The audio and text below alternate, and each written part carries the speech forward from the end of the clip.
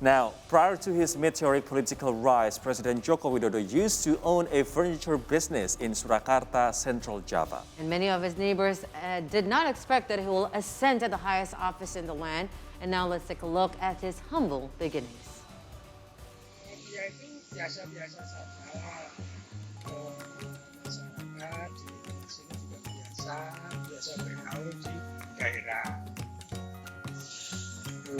Itu sebelum menjabat jadi wali kota masih biasa, warga biasa, sering juga ngumpul-ngumpul sama tetangga. Tahu saya, Pak Jokowi itu kalau hidup kesehariannya sama tetangga baik, pergaulannya juga biasa-biasa, dengan warga biasa juga mengikuti apa yang menjadi kegiatan di daerah. Ada perkumpulan, dia juga mau datang. Bahkan dia misalnya ada kegiatan ronda, dia pun juga ikut ronda. Itu tapi sebelum menjabat wali kota, jadi masih warga biasa. Kalau setelah jadi pejabat ya otomatis pergaulan biasa. Tapi kalau kegiatan semisal ronda malam itu sudah tidak ada, karena dia tinggalnya kan tidak di sini, di rumah dinas, tapi pergaulan atau kegiatan kesehariannya itu masih biasa. Ngumpul, kadang kalau misalnya ada kegiatan tetangga juga masih mengikuti.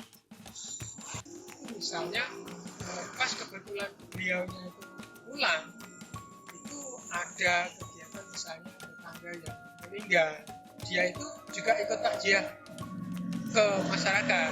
Jadi tetangga sedekat itu, tetangga dekat yang meninggal itu, beliaunya juga ikut takziah di situ.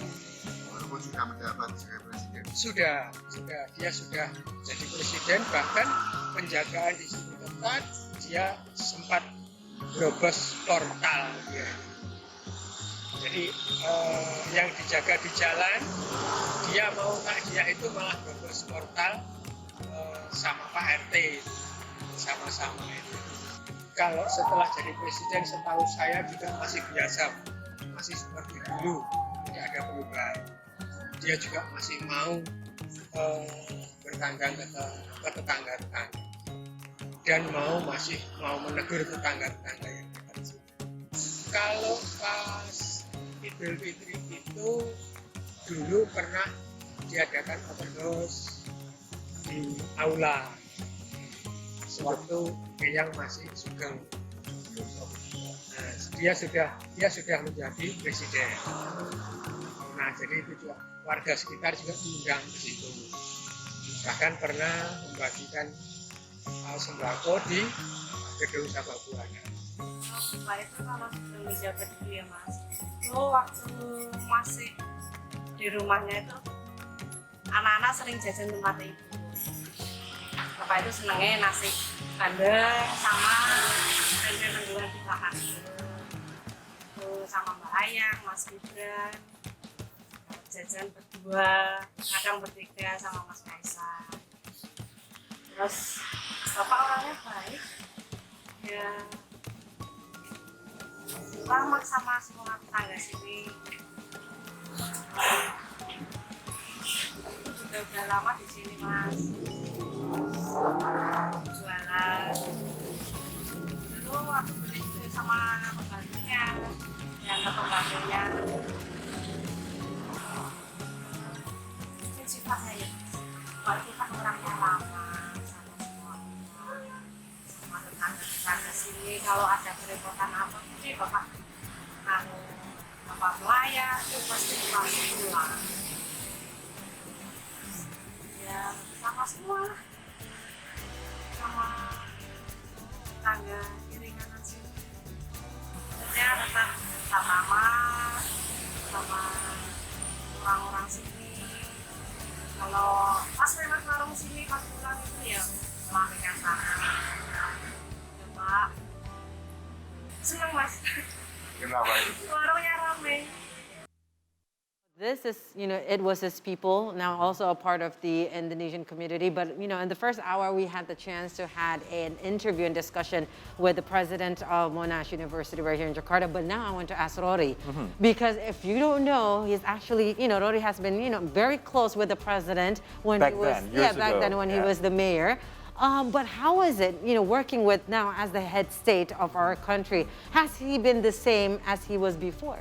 I think, I have got several chances of working together with Mr. President Yes. during his presidency. But, over the years, I don't see any difference compared to when I worked with him in the, mayor position in Yes. Solo, in Jakarta gubernatorial position, as well as the president. Because when he was the governor of Jakarta, I asked him, personally, to write me a, a sponsor letter for my scholarship application back then in 2014. Wow. And he did like, okay, Rory, what can I have for you? My and then he goodness. instructed his people to help this guy, help this Right. gentleman, and Yes. I'll see you in my office next week. And I came to his office next week, Right. and the letter was there, and he signed it in front of me, Yeah. in front of Ibu Irian as well. So that showed how humble, how helpful Correct. he is. Right. And he doesn't change at all. I mean, like Right. from the beginning and from until today, because he started very, very low, very small, and he even talked to Kick Andy, if I'm not mistaken, a program in Metro TV, and he said that, I lived in the bank of a river of Bengawan Solo back then. So I started very, very small. That's why he kind of understands how small people live. Right. I mean, you were not only part of the team, but you also grew up in the same city. You were born in the same city too. But- so it's very relatable, no? Exactly, but in your opinion, who lived, outside of the country for many, many years, how do you see the current president compared to the previous ones? Oh, I would say that he is, again, during the interview, you were saying a good statement, relevant. He's just so relevant with us. Being bred and also born and bred abroad, I would say, he's very similar to former President Barack Obama.